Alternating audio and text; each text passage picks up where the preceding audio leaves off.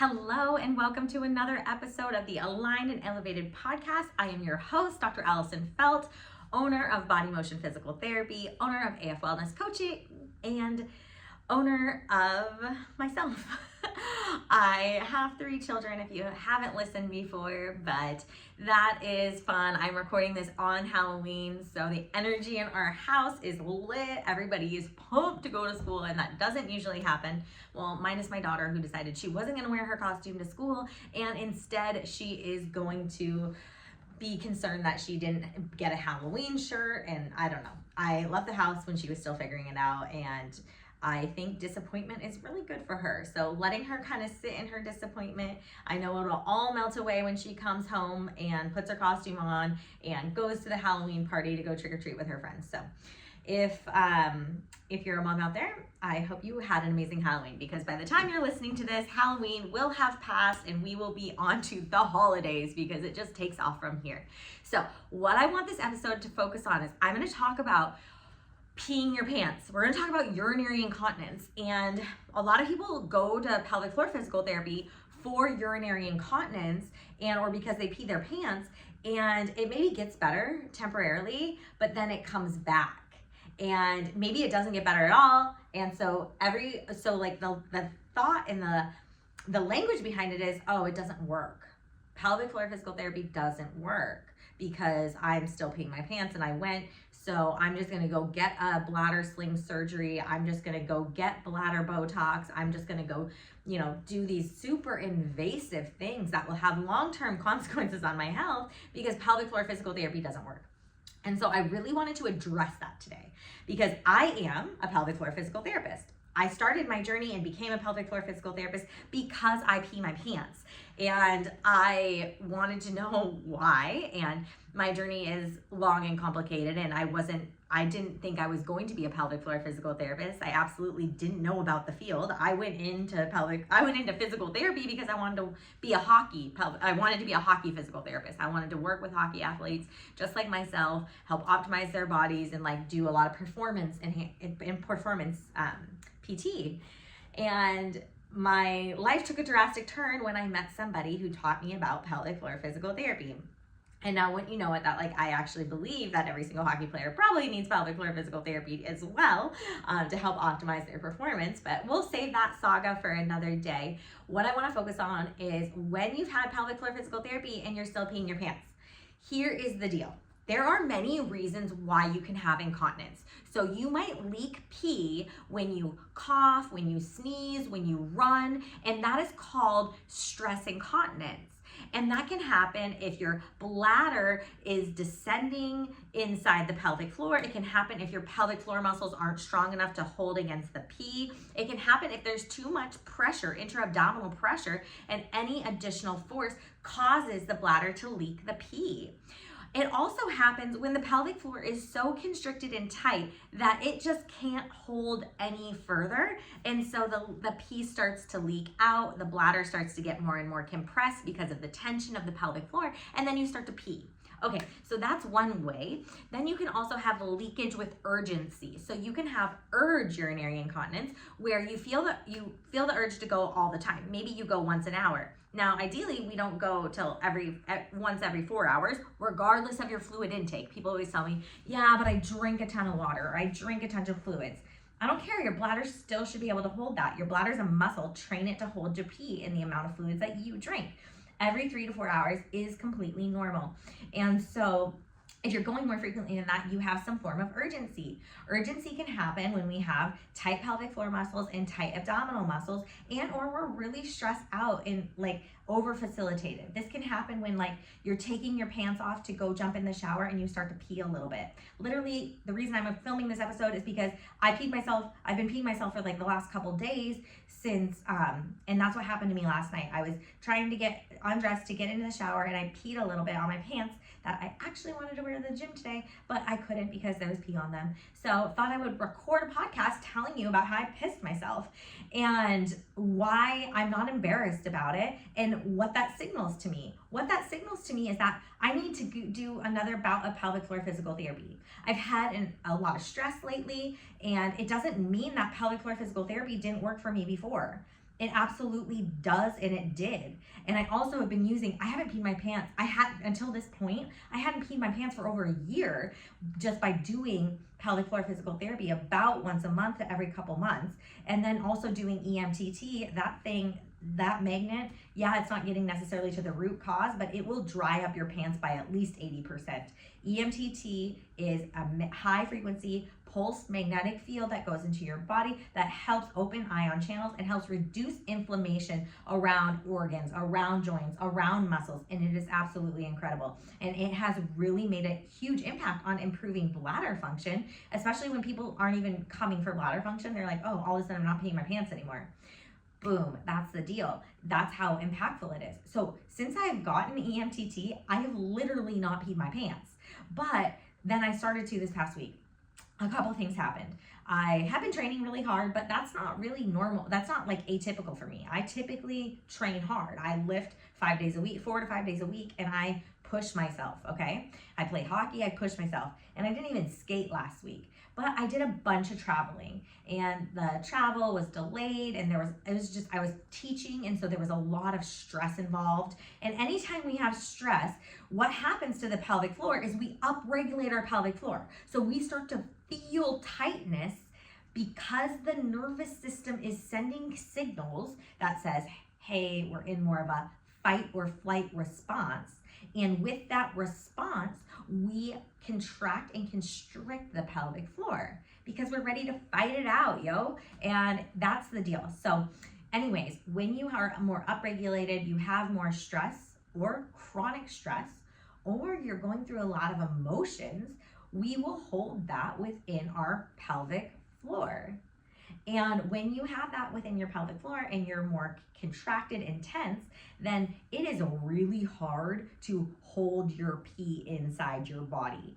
It is hard not to have urgency. Side note, it's also freaking hard to orgasm when your pelvic floor is so constricted and so tight. And so we want to really make sure that we have mobility within the pelvic floor itself so that we can have control in order to hold against any force that comes, so we can not pee our pants. So I also want to say that I tried an alternative therapy last weekend that I think is what actually fucked up my pelvic floor, and I'm not mad about it. Like I'm really glad I tried it, and actually I like it for everything but pelvic floor. But it was PEMF.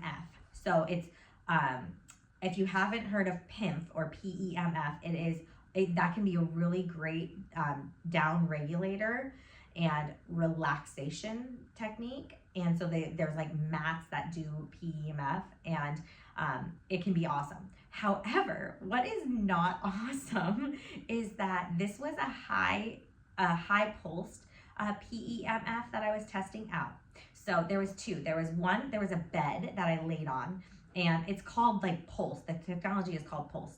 And I laid on the bed, and the bed felt phenomenal, okay? Like I actually still might buy this bed because I was like, if I had this under my red light, like I would just be sleeping. My body, because I had taken the red eye, I was super lethargic, super tired, and my hip was hurting just from trying to sleep upright for 6 hours on the plane.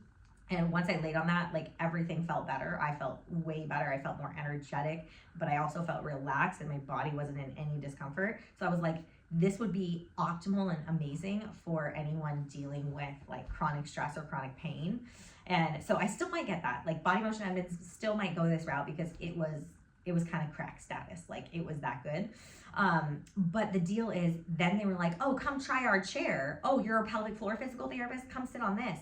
And they put the high frequency PEMF on my pelvic floor, and it was like shocking it and contracting it. I imagine like kind of like the Ancella chair would do, and just like causing these like freaking such tight contractions. It was so freaking bad. I couldn't tolerate it. Like, I mean, I sat there because I was like, well, maybe it's going to ease up. Maybe this is going to cause down regulation. This will cause my pelvic floor to relax. No. Okay. Let's get real here. Then I tried to have an orgasm that night, and I legit could not orgasm. I could not orgasm. My pelvic floor was so freaking tight, and I'm still so tight that my pelvic floor is not letting go.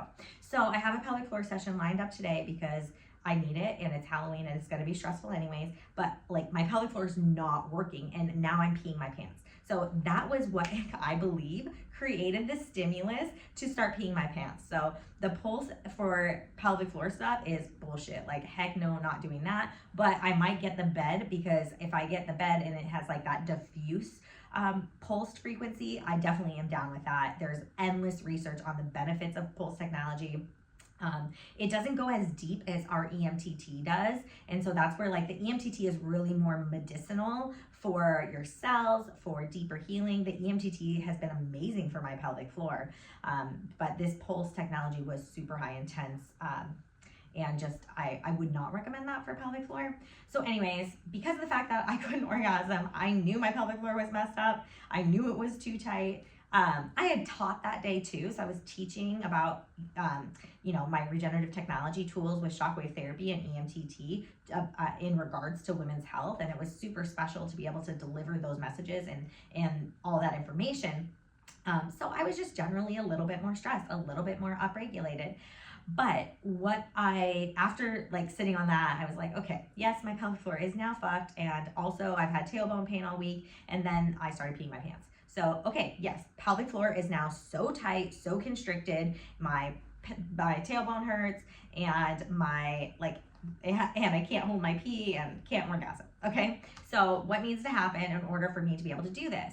I need to go get my pelvic floor fully relaxed. I tried to do some relaxation and really work on it myself, and it's not working. So I need to get that done. I tried EMTT when I got back here and it didn't work. I need to go, I'm still peeing my pants. So I gotta go get that done today. And my message here to you is like, we're gonna have stimulants or things that happen that bring that incontinence back, that you weren't planning to have it brought back, but then it comes back. And that doesn't mean pelvic floor physical therapy is ineffective. It means that you need maintenance pelvic floor physical therapy in order to help maintain that pelvic floor optimal length. Maintain that optimal intra-abdominal pressure so that we're not putting so much downward pressure on our organs and we're not putting so much downward pressure on our pelvic floors. And so if we have that optimal length and we can relax and eccentrically elongate our pelvic floor, then we have better bowel movements. But then we can also have better orgasms and intimacy, because when you go to have that orgasm, you can upregulate into a contraction, which will cascade into a peak orgasm, which then your body can let go naturally. But if you are so contracted, you have to work so hard to get that orgasm and squeeze, and that sucks. A lot of people will tell me, they're like, I feel like I have to bruise myself to have an orgasm. Yeah, you might have to if you have very little movement of your pelvic floor. And so I hope you're taking some notes here and you're not feeling bad if your incontinence came back. It doesn't mean pelvic floor physical therapy didn't work. It doesn't mean EMTT can't manage your symptoms of urinary incontinence. It just means that there's a maintenance involved in it. You can't just have a bout of pelvic floor physical therapy and then be set for life. Because our muscles, our nervous systems are what happens in life, right? As we go through life, whether you're training for new activities, whether you trip and fall, like your pelvic floor can just grab on and grip and then not let go. And you can do breathing exercises to really try to open that pelvic floor up and get that length back so you can get bladder control again. But the reality is you might just need someone to help you get a little bit more range of motion so you can have better bladder control. So this brings me to the stupid fucking things about Emcella or devices that you put inside and you just squeeze around to make you stronger. Like, you guys, that's kind of bullshit. Like, to have good pelvic floor health, you need the elongation. You need the pelvic floor relaxation. That is what creates and stimulates the ability to get the contraction. So most of us don't need to be working on the squeezing. Most of us don't need to be working on that contraction. Most of us need to be working on the relaxation. And then if we can get the relaxation, then we can get the contraction. So I hope you can take this message and run with it and just know that, yes, you've been through pelvic floor physical therapy, and yes, maybe it worked temporarily, but it's time to get back in. It's time to get some maintenance sessions. Commit to yourself. Once a month. How hard is that? Make this work for you once a month, every other month, just to get that range of motion of your pelvic floor so you have bladder control, so you can have good orgasms. So intimacy and sex feels fucking phenomenal and doesn't feel like, oh, now my partner's hitting something, or ooh, it's burning when I'm having sex. Like, those are all signs that your pelvic floor is not that healthy and that things are really, really tight.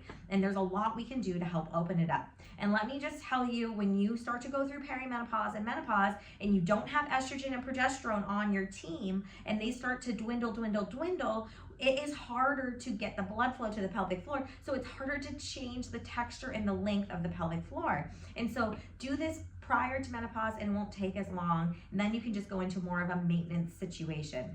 But please don't go running to surgeries if you feel like your incontinence came back and pelvic floor PT didn't work. Because guess what? If you have the surgery, you might just not have the symptom, but you still have an ineffective pelvic floor. And then one more note, if you have had bladder surgery, get pelvic floor physical therapy, manual pelvic floor physical therapy, to reduce the scar tissue within the abdomen and within the pelvic floor itself in order to truly gain full control of these deep core muscles so you can adequately strengthen them and maintain that strength. Because people think, oh, I got the surgery, my incontinence is good, or I got the hysterectomy, my incontinence is now good. No, you still have pelvic floor issues and you need a really super healthy pelvic floor to keep any issues at bay or prevent them from coming back. So you might not have symptoms for many, many years, but you won't have an effective pelvic floor at fully relaxing and contracting. And so that's what we need to work on, so you don't have any post-op complications, or 10 years down the road you realize, oh, my pelvic floor wasn't working for me this whole time. Now I have hip pain. Now I have back pain. Now I need a knee replacement, all because my deep core muscles never turned back on after I had that surgery. So I hope you found some value in this.